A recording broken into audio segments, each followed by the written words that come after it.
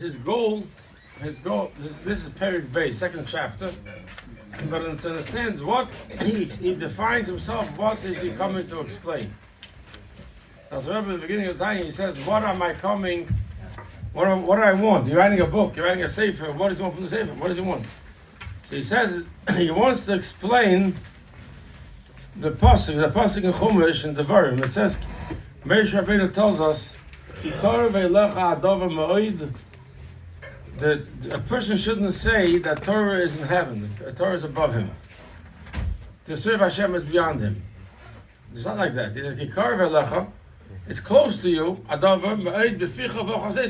It's close for you to learn Torah, to have Ahavas Hashem, to love Hashem, and to fear Hashem. It's close. So he says, how do you understand it's close? It seems to be hard. It seems to be distant. Right? People will say, is it easy to do Torah? Not so easy, you think, right? The Torah says it's karev. So here, the purpose of this sefer is to show us that it is karev. Okay? So, then in second chapter, he said, in the first chapter, he brings down in the name of the Arizal that every Jew has two neshfashos, has two souls. We are all schizophrenic, you know what I say? What does it mean, two souls? It means, that's very important, we have a dual engine. You ever see a Tesla? Dual motor. I don't know if it's exactly the same thing, but we have a body that's able to live. The soul can't do mitzvahs on its own. So there's a physical body in the physical world, and Hashem sends down the soul. So the body has its life force, its physical, its ability. Now, a body, before it does mitzvahs, is not holy. The holiness is there. So it's a nefesh, it's a soul that in this has the holiness in there, maybe a little bit, the ability to do, but it's mainly not a holy soul, and it has its, and gives life to the physical body. That's the previous paragraph. And then the second soul is what we're talking about right now. Let me read it inside, and you'll see how powerful this is. Paragraph base. The nefesh hashenis b'Yisrael, the second soul by a Jew. Chelik elika mimal, it's a part of Hashem. Mimal from above, mamash. And chelik, the neshama being chelik elika is a pasuk in Niv. That's a pasuk in Torah. The Alter Rebbe adds mamash. It's not so to speak. It's not metaphorical. It's not by mashal. It is mamash. It's a divine being. Our neshama is a divine being. So,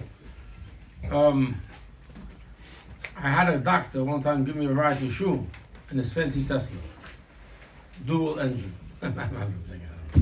He had a Tesla, and it was 6:30 in the morning. He's driving to the shul, and he turns around to me and he says to me, "Hey, tell me, how much were you worth before the rain?" You had the question? 6:30 in the morning before the whole. How much were you worth in America? How much are you worth? How much you worth? How much money you have? That's how much you worth. I was too in the mood for that conversation, so I said to him, actually before the raid I was priceless. And I'm priceless right now also. He looks at me and says, yeah, I have a neshama. The neshama is priceless, it's divine, it's godly. There's no price. There's a big difference between priceless and worthless. I just want to tell you something. And priceless means it's so valuable that you can't put a value on it. That's priceless means. Worthless means the other way around. But a neshama, it's priceless because it's divine. It's beyond the world where you can't put a price in it. She tells me, so I said, oh, you want a number? I was going.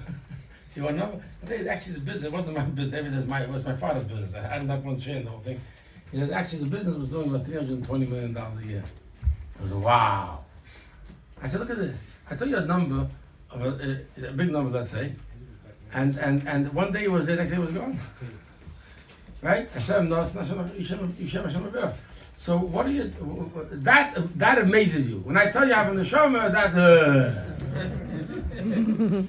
so the nefesh hashem b'Yisrael, the chek elika mimal mamash. That's who we are, guys. We have a priceless neshama, every one of us. So when you think about yourself, and you're thinking about yourself, you can't judge yourself on what you're doing. You have to begin judging yourself who you are. And then, everybody. People try to judge themselves for what they accomplished, the talents they have, they don't have, they could have, should have had. I don't know, all these complaints. But what you have when you're doing is an external factor to who you are. If you begin who you are, then you have a beautiful, healthy esteem about yourself because you have a natural yourself. How did you know that? So like it says, when Hashem created Adam Rishon was supposed to be the first Jew. Adam Rishon was created by Hashem. And later, because of the sin, that Farbrengen becomes the first Jew. But Adam Rishon was created by Hashem. He said, he blew into his nostrils a life of a neshama, a soul of life. What does it mean he blew in? Let's say in a second. And we also say, not only about Adam Rishon, we say every morning, we say to Hashem, for the kind every morning, the kind of neshama should not to be. The neshama gave me this. Say here, out of us, he blew into me. What does it mean? He blew in. So the Zohar explains this. For us, the Zohar says, "Man de nafach mitechad nafach." Somebody who blows, he blows from his inner life. In other words, to explain this, when a person talks, when a person speaks, he's also exhaling, air coming out, life is coming out. When he speaks, you can avoid it. When you're speaking, you have to stop speaking. You have to take a breath of air.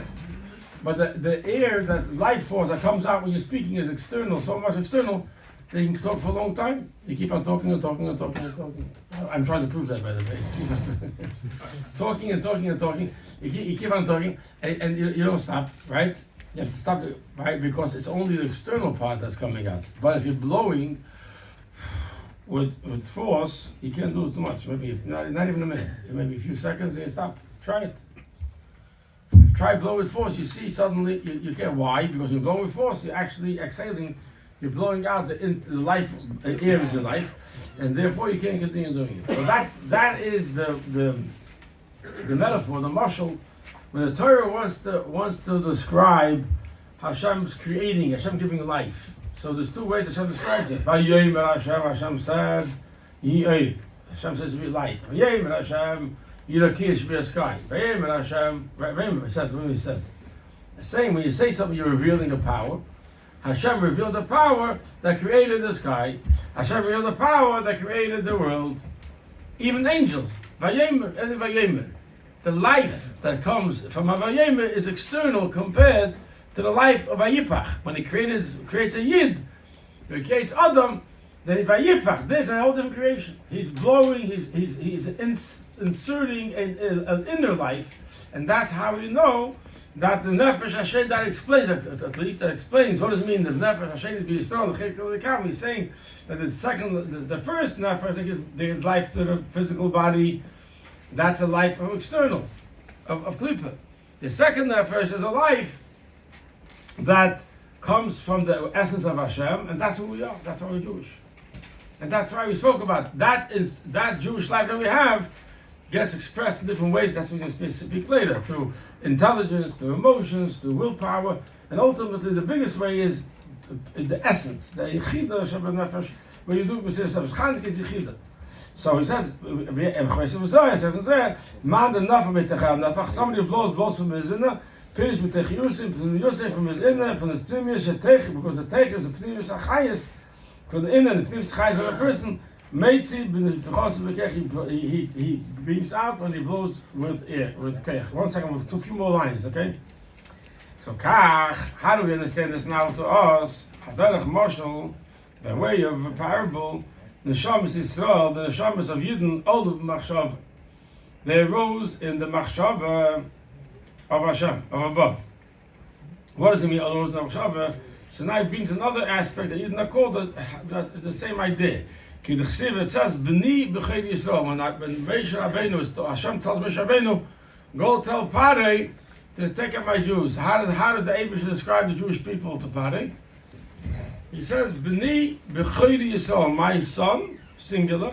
B'chei, my firstborn. Yisrael, that's who they are. That's a Yid. A Yid is a ben. Why is a Yid called a ben? Hashem is not a person, God forbid. Hashem is not. You can't ascribe any physical features to Hashem. So why are you calling him a ben, a father? He says, because And it says, you are children today, the same way a son is drawn from the mayach of the Av, from the brains of a father. You see, a son has all the characteristics of a father. He acts similarly, has the same similarities and talents of a father. In the Sholom, the same way, the neshama of every single Jew, comes from the machshava. The Chachma is the first level of any existence. Chachma. So Eden comes from Chachma, like a ben comes from the Meiach Av, a ben comes from the mind of a father. So that's what when the Eibush says by son, meaning he is from my highest level, which is Chachma, and Hashem and his Chachma, Hashem and his wisdom, Chachma is one. Like it says in the Rambam, the Chakim Hashem has Chachma, you can't know to Chachma, that him and his Chachma is one. And so this is you can't understand it. We are created in a way that when we understand something, there's three things in motion. When we learn something, I'm using my head to learn it, and I'm learning about something. There's three things going on. By Hashem, you can't say that. Hashem is on. There's nothing outside Hashem. You can't say Hashem is using his brain. Hashem is unified. It's only Hashem Echad. And you can't say Hashem is learning about something else. There's nothing else besides Hashem. So by Hashem, when you say Hashem knows the world, he knows it as it's by himself. The Rambam says. Him and his Chachma is one. And we can't understand it because we're created in the way of us and Chachma is not one. Us and Chachma are two different things. So we can't comprehend what it means, the concept of Hu Chasechad, but we know that it has to be like by Hashem. But what we're saying is, when we say that a child comes from the mayach, from the mind of a father, because he's similar to him, the same way we're called children because we come from Chachma of Hashem. Hashem's Chachma is the one with Hashem.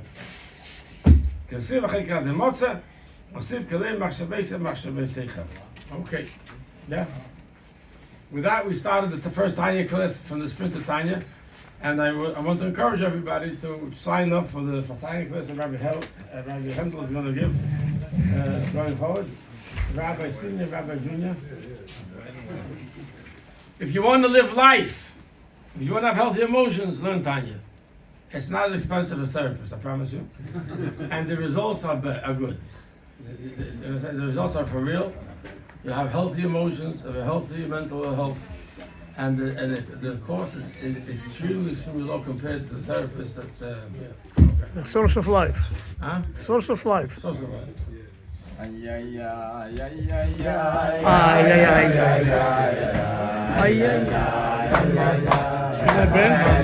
Can I bend? Ay, ay, ay. I'm standing like this because of you.